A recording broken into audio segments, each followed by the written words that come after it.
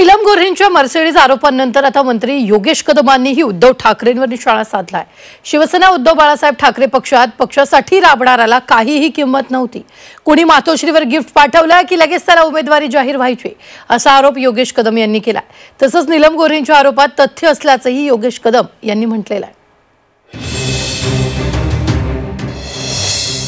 मातोश्रीवर गिफ्टच्या बदल्यात पद,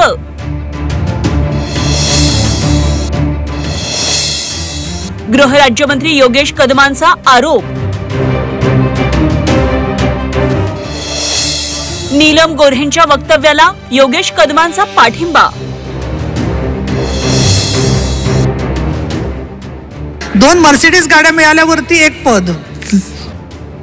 मातोश्रीवर 2 मर्सिडीजच्या बदल्यात पद मिळायची असा आरोप नीलम गोऱ्हेंनी केला होता।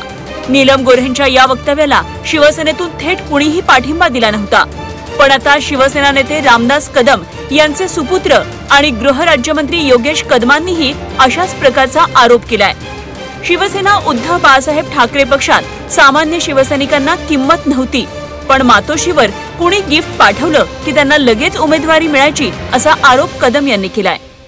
राबणाऱ्या शिवसैनिकाला ते कधी विचारत नव्हते, परंतु एखादं तिथे चांगलं गिफ्ट आणून दिलं की लगेच त्याला तिकीट जाहीर व्हायची। आता नीलम त्यांनी हे म्हटलेलंच आहे, रामदास भाई देखील आहेतच, त्याच्यावर देखील अनेक अशी उदाहरणं आहेत। तानाजी सावंत आहेत, त्यांना देखील आपण विचारा।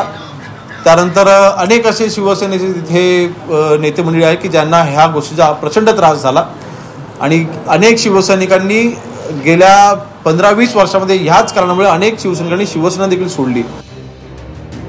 दरम्यान नीलम गोऱ्हेंनी केलेल्या वक्तव्यावर शिंदेंच्या शिवसेनेमधील नेतेही नाराज असल्याची माहिती समोर आली होती।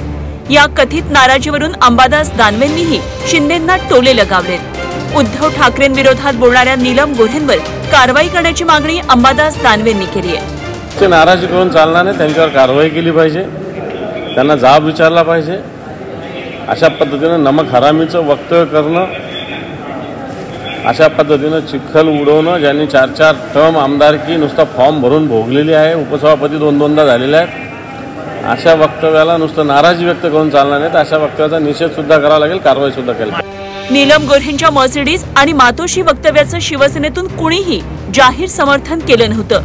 आता योगेश कदम यांनीही तशाच प्रकारचा आरोप करून एक प्रकारे नीलम गोऱ्हेंच्या वक्तव्याला पाठिंबा दिला का, याची चर्चा सुरू झाली आहे। कपिल राऊत, झी 24 तास, मुंबई।